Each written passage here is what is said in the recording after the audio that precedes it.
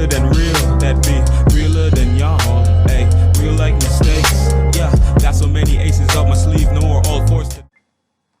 Hey, seen everybody, welcome back to the channel 868 Guna TV.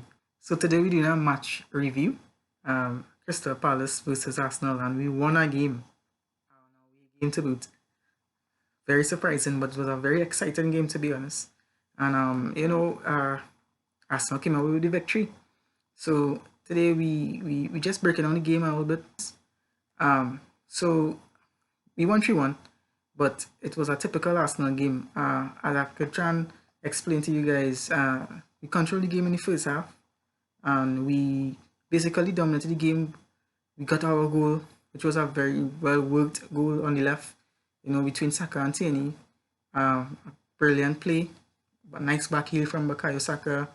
Tierney whipped in a bolt and a one-time touch from Pepe, volleying straight in the back of the net. So it was a very good goal, but as we controlled the game in the second half, like in typical Arsenal fashion, we started to lose control of the game, and Crystal Palace started growing confidence, and they got their goal on a set piece. Christian Benteke with a strong header. I believe Gabriel could have possibly have done better, but I mean, Christian Benteke is very good in the end. He's a handful. He's a strong striker, and it'll be a little difficult for Gabriel. So I mean, I can't really. Yes, he should have probably done better, but it's Christian Benteke very strong in the air. So they got their goal, and I was thinking that it's gonna be a draw. To be honest, I wasn't really expecting much again, but I mean, we keep pushing, and of course, Gabriel Martinelli, this guy, guess. I don't know why he didn't get so much more opportunities in this season. I was very disappointed in the amount of chances he got, but when he get his chance, he definitely took it. So he basically come up trumps and scored that crucial goal to take the lead. As you can see how hard he worked for that goal, because I mean it was a good ball by Martin Odegaard, I'm not gonna lie, but Martinelli still had a lot to do, and he worked very hard for that goal, deserved it. And well, Nicola Pepe wrapping up the game with a 3-1 victory. That was a nice. He worked as well, beating a couple of players, getting inside on his favorite left, slotting it home. So we'll take that 3-1 victory, and we look at the other games that took place. Some games was actually favorable for Arsenal in regards to Everton and Tottenham. They'll end up losing their games. So Arsenal could actually leapfrog them and finish in this last game. If we win and they probably lose or draw, we could leapfrog them and reach the 7th. Technically, that's not really a good thing, because this new Europa Conference League tournament that, as an Arsenal fan, definitely don't want to see Arsenal in. It's like a downgrade Europa League. So, I mean, I want to come out of the Europa League, but yet we played so horrible this season that we're going to downgrade into the Conference League. It's like, what? Anyway, that just pissed me off Friday. So, I mean, yes, we could finish above Spurs, but we're going to finish in the Conference League. I mean, I honestly rather not finish 7th and just stay where we are and just rebuild. Speaking of rebuilding, I mean, these core young players that we have in our team, Mikel Arteta needs to try and rebuild that squad around these guys, because they are some players that we could work with just really and truly, The likes of Emil Smith-Rowe, the likes of Saka, Kieran Tierney, of course, and well, Nicola Pepe, not as young as them, but he had a long-term contract, and he is very talented. I believe, guys, that if Nicola Pepe got the opportunity like William got in the beginning of the season, that we would have been higher up the table for sure.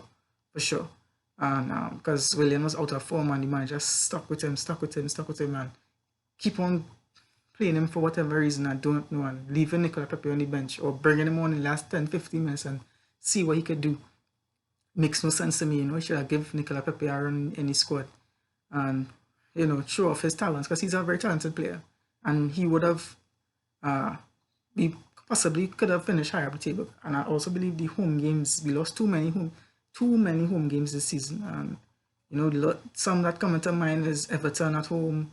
We lost. Burnley make a horrible mistake. We lost against Leicester City at home. Vardy with a goal. and we dominated that game. Vardy get one opportunity, scores, that is that game done. Burnley at home with Xhaka and that stupid red card. There's so much games that we should have probably have done better in. I mean, if we get at least half the points that we should have got in those home games, we would have been probably in the Europa League spot.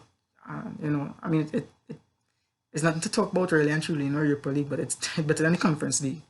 And the reward winning this Conference League is going in the Europa League. So, I mean, I rather the Europa League every time, So, I think that Mikel Arteta needs to learn from this season. This is his first full season, and he needs to learn that the mistakes that he made, in like mistakes like putting too much faith in players that not keep bringing them reward. He that Willian situation in the beginning of the season was a horrible decision. He should have probably benched Willian a long time ago, and it didn't work. It definitely didn't work, and I'm really glad that he leaving the club. Well, rumored to leave the club, and I hope it's true and he gets out. I mean, he's a very inexperienced manager, so he should be learning from these mistakes that he did this season. The Villarreal game. Why we couldn't play against Villarreal with the intensity we played today against Crystal Palace in the second leg, I should say. Why we didn't play with that intensity? We played that second leg like if we was up like 3-0 in aggregate, like we coasted through the game, not really interested. Why? I don't understand. I don't know if it's to blame the manager or the players. Actually, I blame in the both, because as a player, you're not semi-finals in the Europa League, opportunity to actually go back in the Champions League, and every player always saying that they want to go in the Champions League, dreams to play in the Champions League with Arsenal, blah blah blah, but have no intensity against Villarreal. I don't understand. I just don't get it. And as a manager, I mean, you're seeing what happening in the first leg, playing a false nine, that didn't make sense to me. We throw away the game in the first leg. Had it also doing the second leg, which we wasn't even up for. So I don't understand what happened there. So Mikel Arteta need to learn. I mean, he going to be here next season. If it was personally up to me, I would have probably part ways and get a more experienced manager who could take Arsenal to the next level. But he has an opportunity to prove me wrong, and other fans like me who think he's not. I just think he's out of his depth. I think maybe in a couple of years to come, maybe he might be a good manager, I know. But right now, he's not the manager Arsenal needs. But he could prove me wrong. I will always say that. Prove me wrong. Make me eat my words as and other Arsenal fans, because I have a lot of them want him out. So I really hope that he the next season, that he'll make me eat my words and prove me wrong, and at least qualify for the Champions. That's the minimum as an Arsenal fan. That's what I want. The minimum is to qualify for the Champions League, finishing in top 4. So can Mikel Arteta put Arsenal in top 4 next season? We'll have to wait and see. There is rumor that he would be getting back in from the owners, which is very surprising, because our owners don't really don't do anything basically. They just talk. They talk the talk, but they don't walk the walk.